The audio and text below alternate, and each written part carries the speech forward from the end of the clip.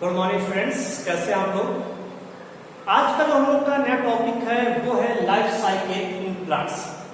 आज ओवरऑल हम लोग जो बात करेंगे वो लाइफ साइकिल पूरे जितने भी प्लांट्स में है, जितने भी प्रकार के लाइफ साइकिल होते हैं उन सबको एक साथ यहाँ पर हम लोग जो है उसका वर्णन किया जाएगा। तो सबसे पहले स्टार्ट करते हैं लाइफ साइकिल इन प्लांट्स। देखिए, सबसे पहले जानते हैं कि इसमें बहुत सारी कंफ्यूजन होती है कि बच्चों में गैमीट क्या होता है, स्पोर्स क्या है, इनके डिफरेंस क्या है या इनमें सिमिलरिटीज क्या होती है।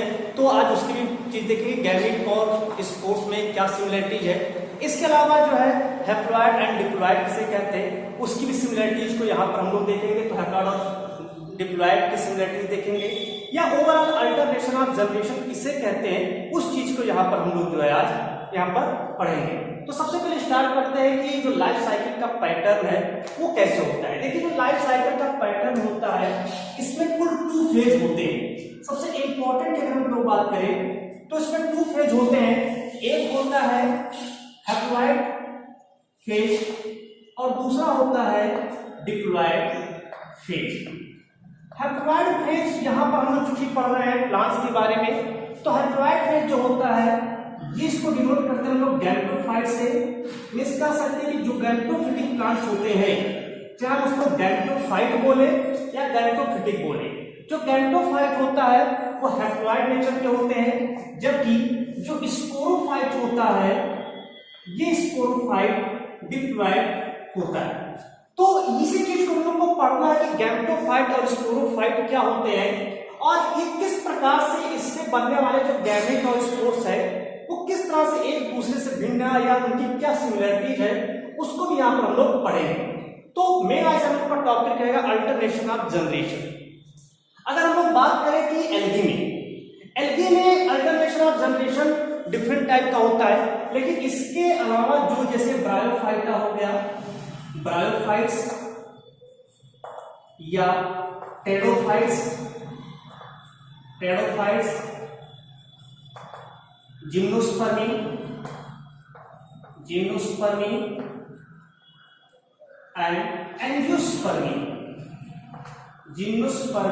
एंड एंजियोस्पर्मी, तो एल्गी को छोड़ करके यानी थैलोफाइटा को छोड़ दिया जाए, थैलोफाइटा में alternation of generation different type का होता है, तो उसकी बात न करके हम बाकी जो ब्रायोफाइटा है, टेरोफाइटा है, जिम्नोस्पर्म और एंजियोस्पर्म इनकी बात करें। ओवरऑल किसी एक की बात नहीं कर रहे हैं यहाँ पर हम कि किसी पर्टिकुलर ब्रायोफाइट से टेरोफाइट से बात करें। हम ओवरऑल यहाँ पर जो ब्रायोफिटिक्स है, टेरोफिटिक्स है, जिम्नो और एंजियोस्पर्मिक प्लांट्स है, इन सब का क्लासिफिकेशन एक साथ हम लोग यहाँ पर देखते हैं।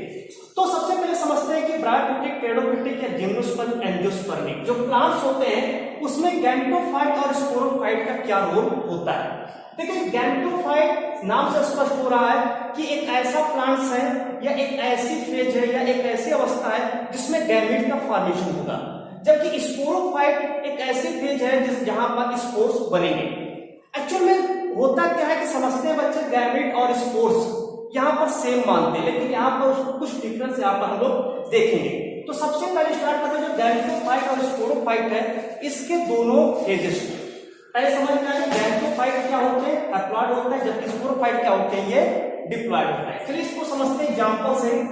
मान लेते हैं जैसे कोई एक स्पोरोफिटिक प्लांट्स है, एक स्पोरोफिटिक फेज मान लेते हैं, स्पोरोफिटिक फेज है, और दूसरा जो है ये यहाँ पर गैमेटोफिटिक फेज है, गैमेटोफिटिक फेज है। अब ये जो स्पोरोफिटिक फेज होता है, जस्ट हमने बताया ऊपर लिखते हैं कि जो स्पोरोफिटिक फेज होता है ये कैसा होता है, ये होता है डिप्लॉइड। मींस स्पोरोफिटिक फेज कैसा है, ये होता है डिप्लॉइड, जबकि जो गैमेटोफिटिक फेज होता है ये गैमेटोफिटिक फेज ये होता है हैप्लॉइड। गैमेटोफिटिक फेज हैप्लॉइड होता है, जबकि स्पोरोफिटिक फेज डिप्लॉइड होता है। स्पोरोफिटिक फेज से क्या उत्पन्न होता है, इससे उत्पन्न होता है स्पोर्स। इससे क्या उत्पन्न होता है, इससे उत्पन्न होता है स्पोर्स। जबकि गैमेटोफिटिक जो फेज होता है इसके हम लोग बात करें तो इससे उत्पन्न होता है गैमीट, इससे उत्पन्न होता है गैमीट।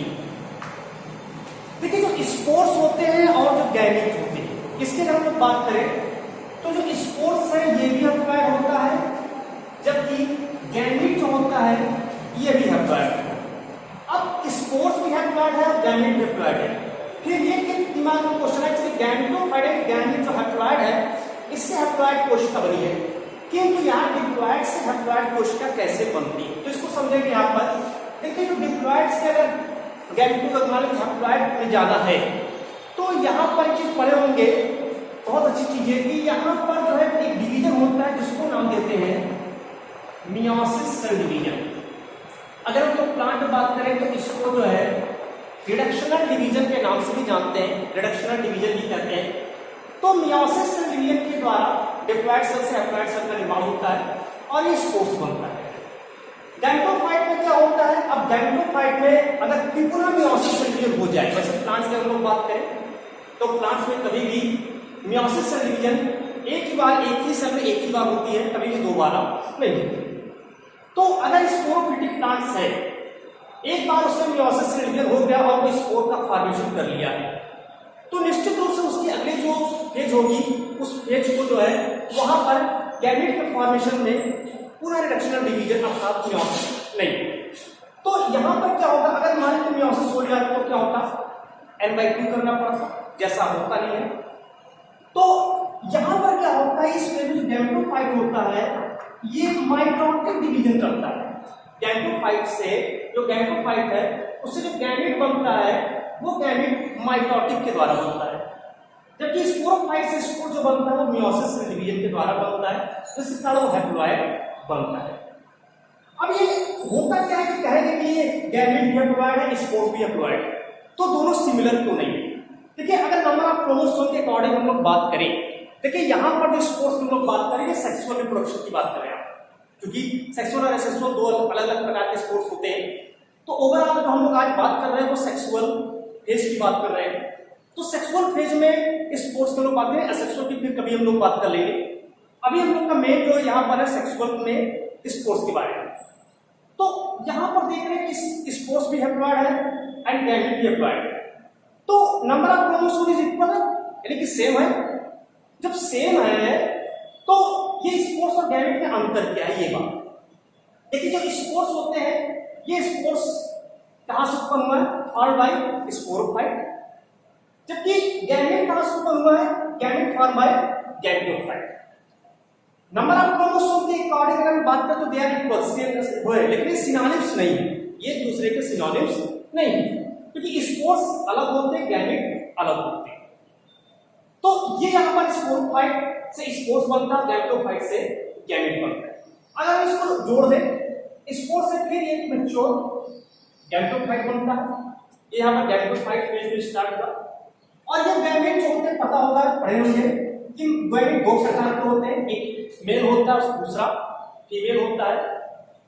ये जो मेल गैमेट है और दूसरा जो है फीमेल गैमेट, ये दोनों गैमेट आपस में फर्टिलाइज करेंगे, ये फर्टिलाइज करेंगे और फर्टिलाइज करने के बाद यहाँ पर जाइगोट बनाएंगे और जाइगोट से एक मैच्योर स्पोरोफाइट का फॉर्मेशन यहाँ पर हो जाए। तो जो गैमेट के बीच में फ्यूजन हुआ है उससे जाइगोट बना, इस पूरी प्रोसेस को लोग कहेंगे फर्टिलाइजेशन। इस प्रोसेस को कहेंगे फर्टिलाइजेशन। तो क्या देख रहे हैं कि स्पोरोफाइट मियोसिस सेल के द्वारा स्पोर्स का फॉर्मेशन करता है। स्पोर्स कैसा है, हैप्लॉइड, जबकि स्पोर्स क्या है, अब वो स्पोर्स आगे चल करके एक गैमेटोफाइट फेज या गैमेटोफिटिक प्लांट्स में कन्वर्ट होता है। वो गैमेटोफाइट फेज जो है पुनः जो है इसमें रिप्रोडक्टिव ऑर्गन बनते हैं। उस रिप्रोडक्टिव ऑर्गन से मेल एंड फीमेल गैमेट बनता है। उस मेल एंड फीमेल गैमेट के आपस में फर्टिलाइजेशन होता है और उस फर्टिलाइजेशन के द्वारा एक जाइगोट बनता है। जाइगोट कैसा है, अब फिर यहाँ पर जाइगोट कैसा है, तो जाइगोट यहाँ पर है डिप्लॉइड और फिर जाइगोट से एक मैच्योर स्पोरोफाइट बनता है।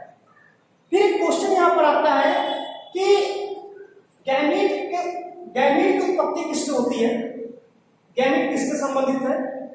तो गैमेट जो होता है वो गैमेटोफिटिक से संबंधित है। क्यों?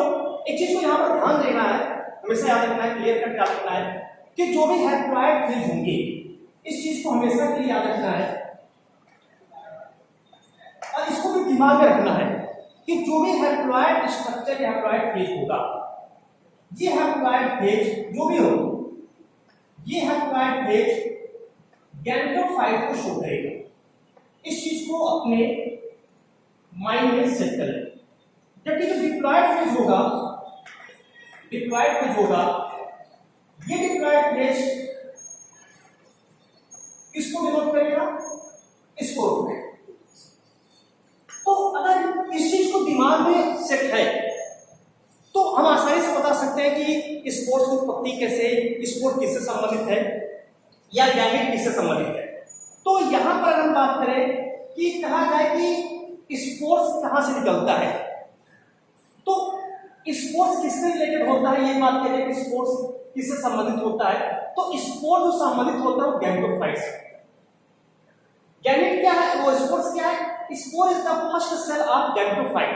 लिख सकते हैं इसको, the spore is the first cell of gametophyte. That is clear. इस चीज को हमेशा ध्यान रखना है कि स्पोर किसकी कोशिका है? गैमेटोफाइट। क्यों? क्योंकि स्पोर जो है वो हैप्लॉइड, और हैप्लॉइड को किससे डिनोट करते हैं? Gametophytic phase. तो ये हमारा क्वेश्चन हो गया गैमेटोफाइट का स्पोर। तो गैमेट क्या है? ये क्वेश्चन दिमाग में, गैमेट क्या है? तो gamete is the mature cell of gametophyte. कैसे बता सकते हैं? The gamete is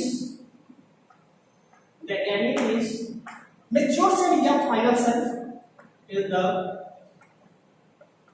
final cell of gametophyte. Zygote क्या है? Zygote sporophyte. तो थोड़ा बहुत क्लियर हो गया होगा कि जाइगोट क्या है? स्पोरोफाइट है। जबकि गैमेट क्या है? Gamete and spore. गैमेट और स्पोर जो होता है वो गैमेटोफाइट होता है। तो ये इतना क्लियर हुआ कि स्पोरोफिटिक में जाइगोट आता है, जबकि गैमेट और स्पोर जो होते हैं वो गैमेटोफिटिक होते हैं। बट ये दे आर डिफरेंट। हम इसके हैप्लॉइड के स्टेज में बात करें तो they are both are similar but they are not synonyms, because the gamete is formed by gametophytic and spores is the form of sporophytic phase. Spores का formation किससे हुआ है? स्पोरोफिटिक फेज में मियोसिस संघनन से हुआ है, जबकि गैमेट का फॉर्मेशन किससे हुआ? गैमेटोफिटिक फेज के माइटोटिक संघनन के द्वारा हुआ। तो ये यहाँ पर पूरा क्लियर कट हो गया। हमें पता चलेगा कि जो लाइफ साइकिल है प्लांट्स वो इस तरह से है। अभी हम लोग बात करते हैं कुछ डिफरेंट टाइप के लाइफ साइकिल से, तो उसकी लोग बात कर लेते हैं यहाँ पर जो है अलग अलग। देखिए जो प्लांट्स होते हैं, प्लांट्स की लाइफ साइकिल की बात किया जाए तो प्लांट्स की जो लाइफ साइकिल होती है इसमें 3 चीज होती है। एक होता है हैप्लॉइडिक फेज, एक होता है डिप्लॉइडिक फेज और एक होता है हैप्लोडिप्लॉइडिक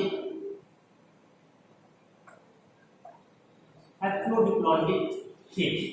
तो ये यहां पर जो है 3 फेज होती है। अगर हम प्लांट्स में पढ़ें तो किसी भी प्लांट्स में ये 3 फेज यहां पर होती है। किसी प्लांट्स में लोग बात कर रहे हैं तो किसी प्लांट्स में यहां पर 3 फेज यहां पर होती है। ठीक, एक होता है हैप्लॉइडिक फेज और दूसरा होता है डिप्लॉइडिक फेज और एक होता है हैप्लोडिप्लॉइडिक फेज। तो पहले स्टार्ट करते हैं हैप्लॉइडिक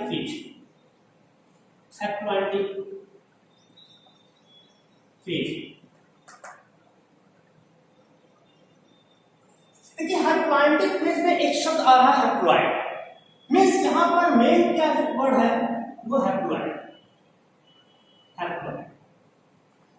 तो कह सकते हैं कि यहां पर जो हैप्लॉइड फेज काफी लंबी होगी, जबकि जो डिप्लॉइड फेज होगी वो बहुत ही छोटी सी होगी, अल्प समय के लिए होती है। तो लेकिन डिप्लॉइड फेज रहेगी, ये ध्यान देना है। हैप्लॉइड फेज इसमें लंबी होती है, काफी टाइम तक आती है, जबकि डिप्लॉइड फेज काफी छोटी सी। और कह सकते हैं कि दे आर इंडिपेंडेंट, ये दे आर डिपेंडेंट होता है जो डिप्लॉइड फेज होता है। हैप्लॉइड फेज इसमें इंडिपेंडेंट होता है, जबकि डिप्लॉइड फेज इसमें जो है वो यहां पर डिपेंडेंट फॉर्मिंग होता है। तो इसकी स्टार्टिंग जैसे यहां मान लेते हैं एक जाइगोट है, इसकी स्टार्टिंग करते हैं एक जाइगोट है। जाइगोट क्या है यहाँ पर, जाइगोट की हम लोग बात करें, जो जाइगोट यहाँ पर क्या है, वो यहाँ पर एक स्पोरोफिटिक प्लांट है, मान लीजिए स्पोरोफिटिक प्लांट। तो जाइगोट कैसा होता है, जाइगोट की हम लोग बात करें तो दे आर डिप्लॉयड फॉर्म में रहता है। जाइगोट जो होता है ये आगे डेवलप करेगा, ये जाइगोट क्या करेगा, ये डेवलपमेंट के द्वारा, जैसे ये जाइगोट होता है, जैसे जाइगोट का निर्माण यहाँ पर होता है, ये जाइगोट मियोसिस से डिवीजन करेगा, कौन सा डिवीजन करेगा, मियोसिस से डिवीजन। इस मियोसिस से डिवीजन को हम लोग पहले बता चुके हैं कि प्लांट्स में इसको रिडक्शनल डिवीजन के नाम से भी जानते हैं। तो ये यहाँ पर मियोसिस से डिवीजन करेगा और बना लेगा स्पोर, और बना लेगा स्पोर्स। ये स्पोर्स क्या करेगा, ये स्पोर पुनः एक मैच्योर सेल का फॉर्मेशन करेगा, गैमेटोफाइट। तो ये यहां पर एक गैमेटोफाइट का निर्माण करेगा, जो क्या रहेगा, ये किसी प्लांट बॉडी है। तो गैमेटोफाइट क्या है, प्लांट बॉडी है, क्योंकि ये हैप्लॉइडिक फेज है, यहां पर गैमेटोफिटिक फेज लंबी होगी, तो प्लांट बॉडी जो मेन होगा वो गैमेटोफाइट होगा। ये गैमेटोफाइट से क्या बनेगा, तो इस गैमेटोफाइट से गैमेट्स बनेगा, इस गैमेटोफाइट से गैमेट्स बनेगा। पता है कि gametes two types, male and female अलग अलग होते हैं। अभी जो मेल एंड फीमेल गैमेट है इनके बीच में फ्यूजन होगा, और इस फ्यूजन के द्वारा यहाँ पर फर्टिलाइजेशन के द्वारा फिर से जाइगोट यहाँ पर बन जाएगा। ये फर्टिलाइजेशन की प्रक्रिया यहाँ पर। तो इस पूरी प्रोसेस में देख रहे हैं कि जो डिप्लॉयड है गैमेट डिप्लॉयड होता है, स्पोर डिप्लॉयड होता है, गैमेटोफिटिक ऑलरेडी हैप्लॉयड फेज में रहता है। तो अगर हम देखें यहाँ पर कि डिप्लॉयड है क्या, तो डिप्लॉयड क्या है, केवल और केवल ये फेज है, ये डिप्लॉयड है, और बाकी जितनी फेज है वो हैप्लॉयड फेज में होती है।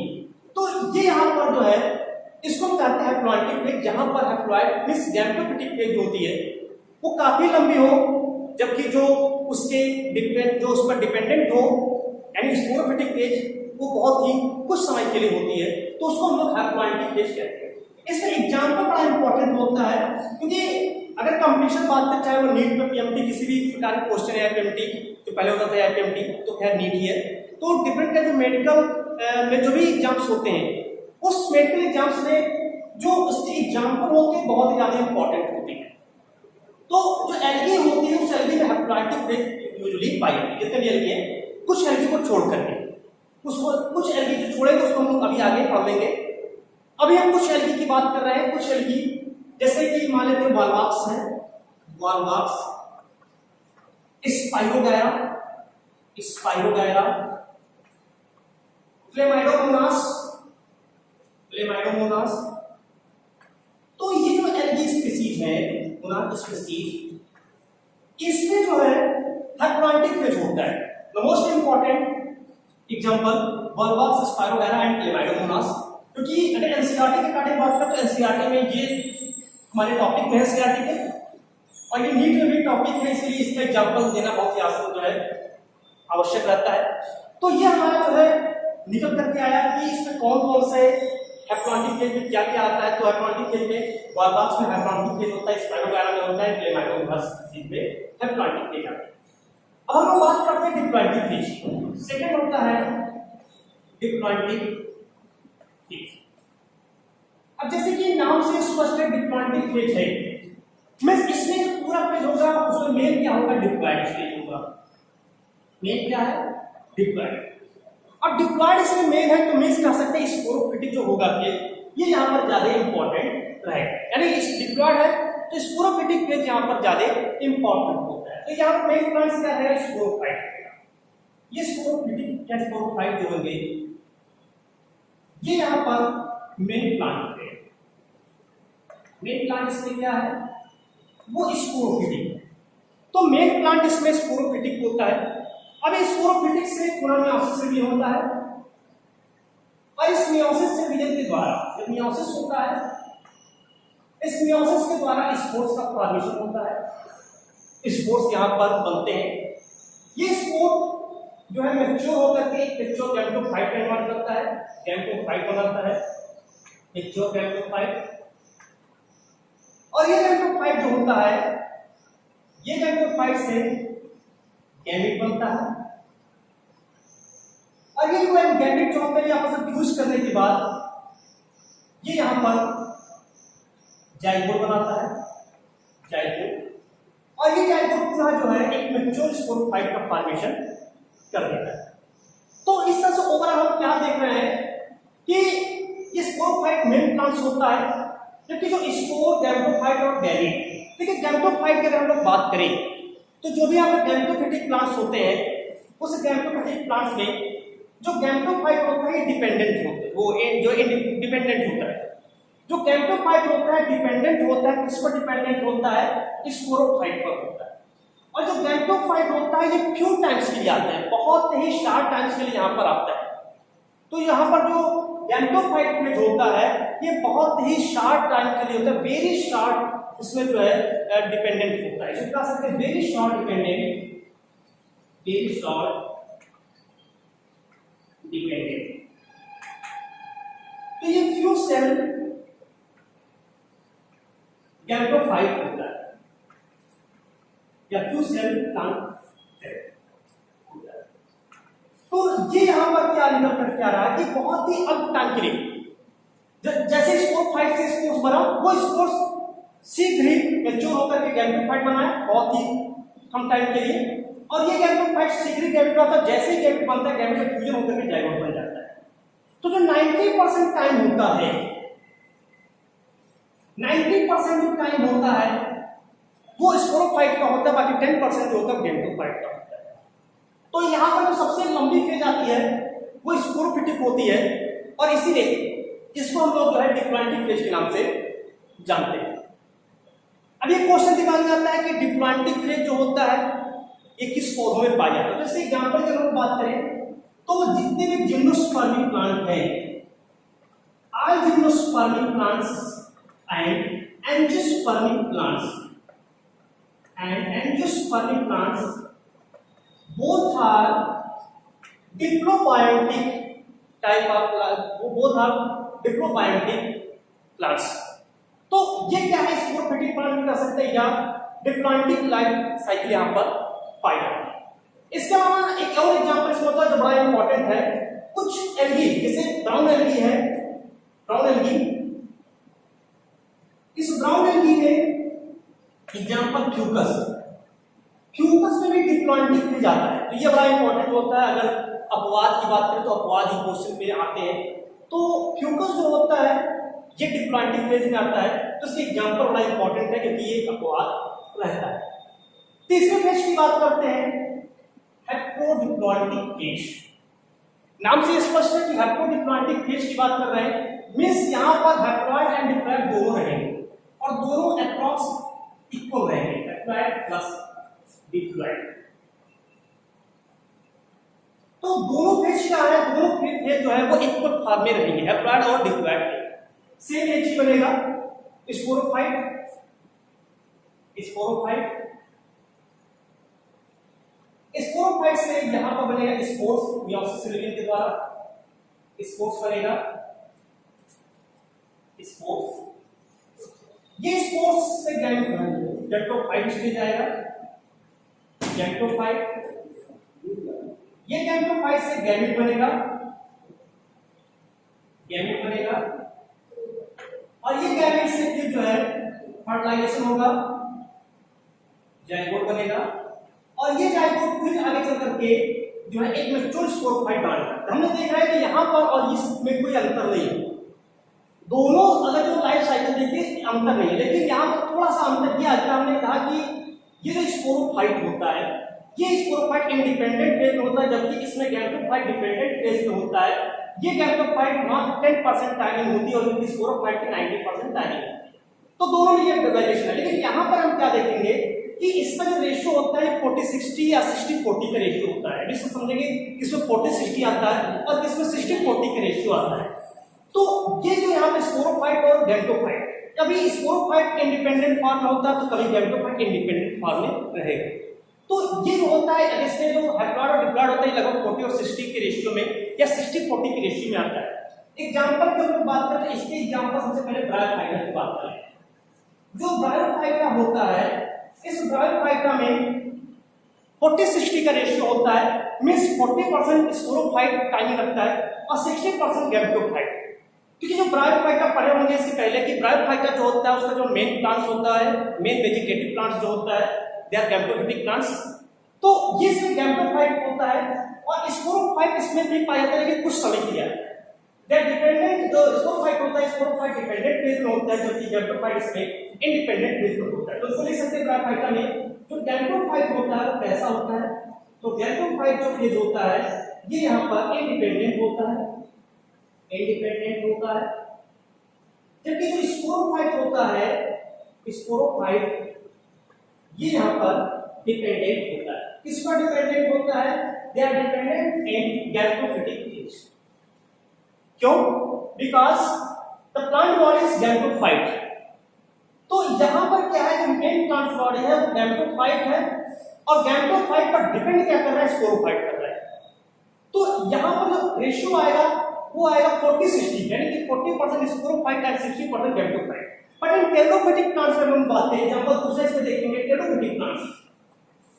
जो एग्जांपल टेरोफिटिक प्लांट्स होते हैं, टेरोफाइटा जो होता है, इसमें जो गैमेटोफाइट होता है, गैमेटोफाइट जो होता है ये इसमें डिपेंडेंट होता है। और किस पर डिपेंडेंट होता है, ये डिपेंडेंट होता है स्पोरोफाइट पर। तो स्पोरोफाइट जो इसमें होता है वो यहाँ पर इंडिपेंडेंट होता है, इंडिपेंडेंट होता है। तो ये अंतर होता है। तो ब्रायोफाइटा में जो रेशियो होता है स्पोरोफाइट और गैमेटोफाइट का वो 40-60 का होता है, 40-60 का। जबकि टेरोफाइटा में जो स्पोरोफाइट और गैमेटोफाइट का रेशियो होता है वो 60-40 का होता है। तो ये चीज को ध्यान रखना है, क्योंकि जो एक ही पूरे प्लांट किंगडम्स में एक ही ऐसा ग्रुप है जो गैमेटोफिटिक प्लांट्स को शो करता है और वो होता है ब्रायोफाइटा। बाकी टेरोफिटिक प्लांट्स, एंजियोस्पर्मिक प्लांट्स, जिम्नोस्पर्मिक प्लांट जो होते हैं दे आर स्पोरोफाइट नेचर। पहले से स्पोरोफाइट स्टेज लंबी होती है, इसी हमने यहाँ पर जिम्नोस्पर्म एंजियोस्पर्म में एग्जांपल दिया है। तो जिम्नोस्पर्म एंजियोस्पर्म में क्या स्पोरोफिटिक प्लांट्स होते हैं, डिप्लॉइडिक होते हैं। बट टेरोफिटिक प्लांट्स में क्या होता है, टेरोफाइटा का जो गैमेटोफाइट होता है उसको हम प्रोथैलस कहते हैं। टेरोफिटिक प्लांट्स में गैमेटोफाइट प्रोथैलस कहलाता है, बट मेन जो प्लांट बॉडी होती है वो दे आर स्पोरोफाइट, तो स्पोरोफाइट होते हैं। इसका हम कुछ एक्सेप्शन में बात करें अपवाद में, एल्गी में, क्योंकि एल्गी सबसे इंपॉर्टेंट है। अगर हम किसी भी मेडिकल टर्म में जाएं तो एल्गी सबसे इंपॉर्टेंट रोल करता है और उससे जरूर क्वेश्चन आता है। जैसे यहाँ पर मैंने कहा कि एल्गी में मैक्सिमम एल्गी होते हैं, बट यहाँ पर एक अपवाद आ गया फ्यूकस एल्गी। ऐसे यहाँ पर भी कुछ एल्गी होते हैं जो अपवाद स्वरूप यहाँ पर पाए जाते हैं। जैसे अगर हम बात करें यहाँ पर एल्गी में, तो एग्जाम्पल जो जिसमें हेटेरोडिप्लॉइडिक फेज दोनों पाया जाता है, तो उसमें एल्गी में जैसे पॉलीसाइकोनिया हो गया, पॉलीसाइकोनिया हो गया, पॉलीसाइकोनिया, इसमें जो है हेटेरोडिप्लॉइडिक फेज होता है। और इसके अलावा एक और होता है यहाँ पर जो है एक्टोकार्पस, एक्टोकार्पस जो एल्गी होता है, इस एक्टोकार्पस एल्गी में भी हेटेरोडिप्लॉइडिक फेज पाएगा। तो इस तरह से यहाँ पर क्या होता है, अप्रॉक्स इक्वल इन फॉर्म होता है स्पोरोफाइट एंड गैमेटोफाइट, बट यहाँ पर रेशियो थोड़ा सा चेंज होता रहता है, 40-60 एंड 60-40 का रेशियो आता रहता है, 50-50 का रेशियो नहीं होता है। लेकिन चूंकि इक्वल फॉर्म में, अप्रॉक्स इक्वल फॉर्म में इसको हम नाम देते हैं हेटेरोडिप्लॉइडिक फेज के नाम से इसको जानते हैं, जिसका एग्जांपल ब्रायोफाइटा और टेरोफाइटा होता है। इसके अलावा कुछ एल्गी जैसे पॉलीसाइकोनिया हो गया या एक्टोकार्पस हो गया, ये यहाँ पर इसके एग्जांपल रहते हैं जो शैवाल है एल्गी। तो ये हमारा जो आज का टॉपिक था, ये था लाइफ साइकिल इन प्लांट्स, कि किस प्रकार से लाइफ साइकिल का जो पैटर्न होता है पूरे प्लांट्स में उसका यूज करते हैं। क्योंकि ये सबसे इंपॉर्टेंट टॉपिक रहता है जब भी हम अगर कोई भी लाइफ साइकिल पढ़ते हैं, चाहे वो एल्गी का पढ़ लीजिए, चाहे फंजाई का पढ़ लीजिए, चाहे ब्रायो का पढ़ लीजिए, चाहे ट्राइडो का, चाहे जिम्नो का, चाहे एंजियो का, किसी का भी अगर लाइफ साइकिल पढ़ते हैं तो वहां पर इस पैटर्न बहुत ही आवश्यक होता है कि इसमें स्पोर्स और गैमेट में अंतर क्या होता है। क्योंकि बच्चे 99% बच्चे कंफ्यूज रहते हैं, सोचते हैं कि स्पोर किससे रिलेटेड है, बच्चे सोचते हैं स्पोर फाइट है, बट ऐसा नहीं है। स्पोर जो रिलेटेड होता है गैमेटोफाइट का होता है, इस चीज को भी यहाँ पर ध्यान देना। आई होप आप लोग को समझ में आएगा। Thank you so much.